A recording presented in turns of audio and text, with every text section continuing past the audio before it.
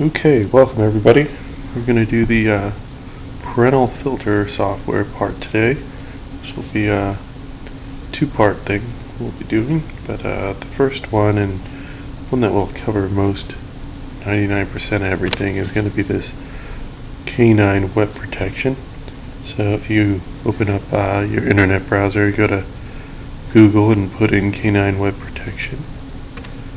Do a search for that. To their website, and you just want to go to by the way, this works for Windows, Mac, and iPhone and iTouches, but for Windows we'll just go ahead and click here. Alright, so let's fill this out.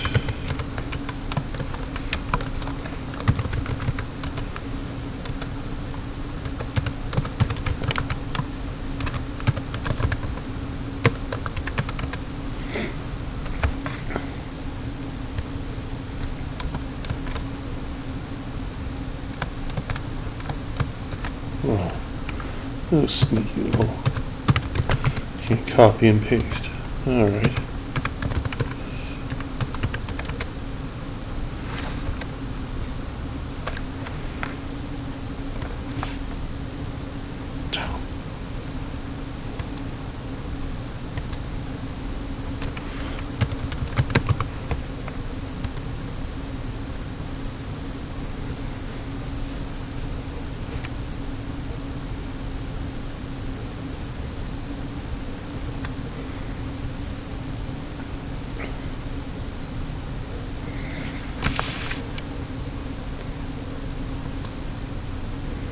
Alright. You should get an email saying what my license is.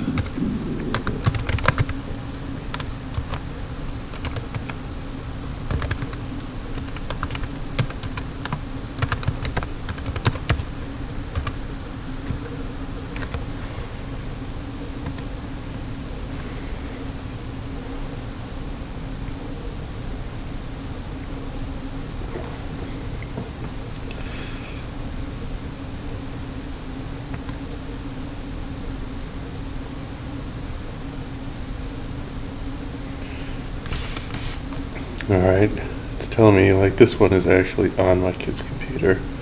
This one is one I've used for testing, so I will use that one. So in the email they send a download link, so you just go out here, download.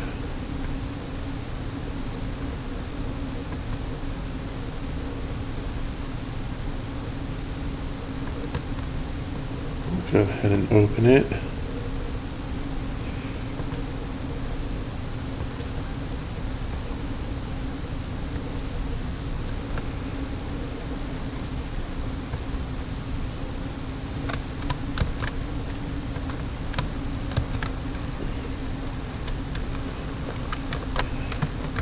Now, this password is an important password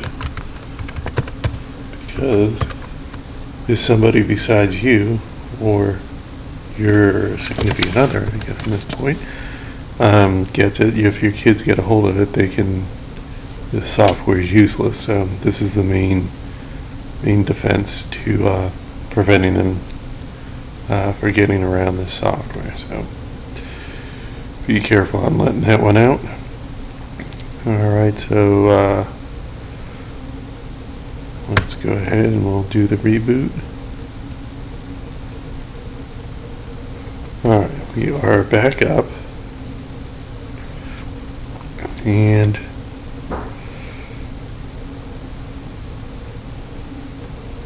let's see here.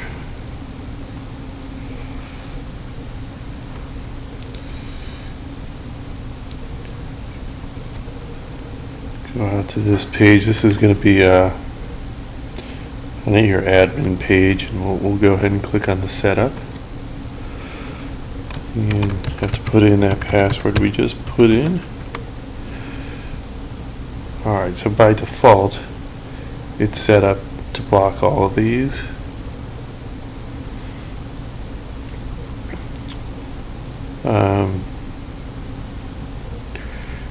I would suggest just leaving that, and then if there's something that gets flagged, you can add it as a what they call like a whitelist, or website exceptions here.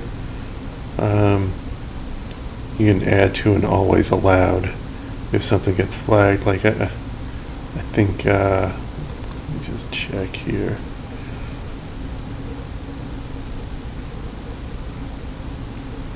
I don't know, I think like Facebook or something like that got flagged as one as an issue that I had to put in there. Here's a nice little feature, the time restriction. You can set it so that they're not on there at night. Disallow from 10 p.m. to 7 a.m. I usually bump this down an hour just because my kids' school starts fairly early, and sometimes you have to jump on there to finish a homework assignment they forgot to tell us about. Shocking. So we just looked at the web exception. Let's just go ahead and save that.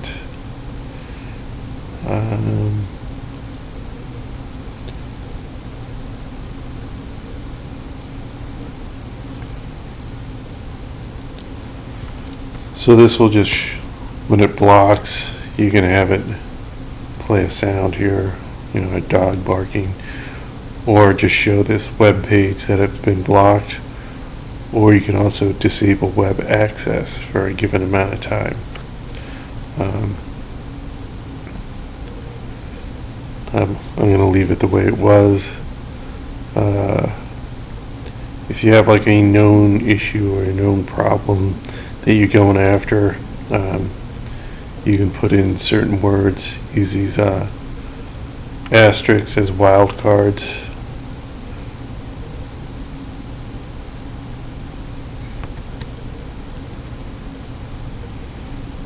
Here's another feature that's kind of nice. They do the enable safe search on Google or most of the major search engines, so that if somebody's searching a racy topic there,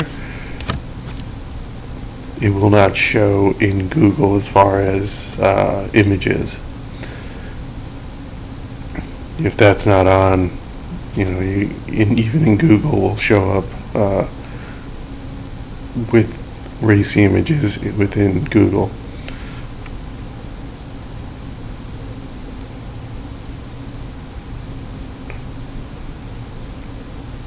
Just go ahead and leave that the way it is. If you need to change your password, if that gets out, or email address, you can go ahead and do that in this password email option. So yeah, we're on the latest version. You can go here and look at the history of what people have been doing on the computer. We'll go ahead and give it a little bit of a test run here, but let's see. Obviously, we're kind of going after that, so.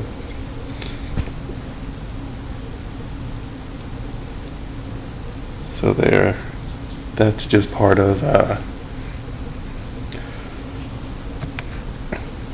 Google Safe Search that it enabled for us. We can just try going out to a known site.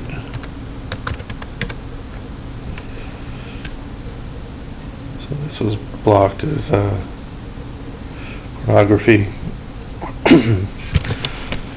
So they can, when that happens, and say this was a site that you wanted,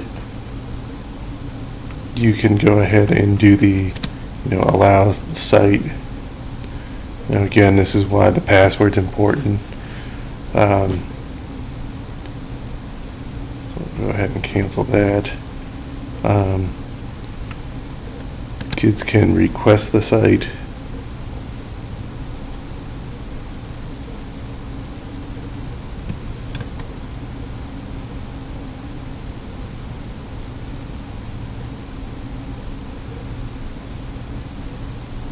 Well, no, they can't. This is for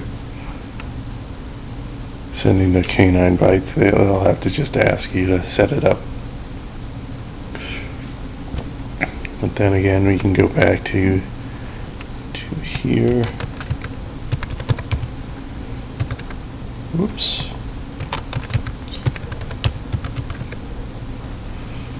So that did trigger an event there. It saw that I was trying to go out there, logged it. So you do have a log of what's happening on the computer, and you can go check to see if they are going to certain places that you don't want them to. So this is going to be hopefully a real good tool for you.